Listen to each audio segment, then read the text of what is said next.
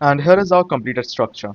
As you can see, our today's functional structure was supposed to be built in mid-air, so I decided to turn it into a UFO because that's one of the most iconic flying vehicles that I could think of.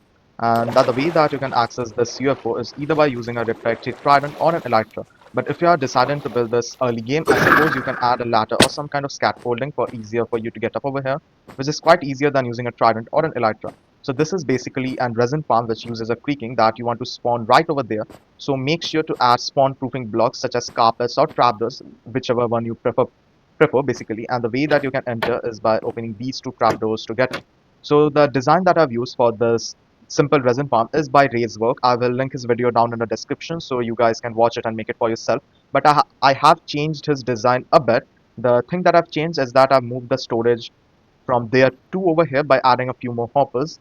And I've also made a spawning platform on top of the redstone for the creaking to spawn in, and also made a cage around it. And make sure if you do make a cage to put it over here underneath a slab, so it's about 2 blocks high so you can hit it properly. Other than that, how the farm works is basically when you attack and creaking, it spawns a few resin clumps on pale logs. So if you attach a sticky piston to the log and put an observer near it, so when the observer observes a resin clump appearing, it sends out a signal to the sticky piston, and which moves the block and breaks the resin, which gets picked up by the hopper and eventually gets sent down to over here.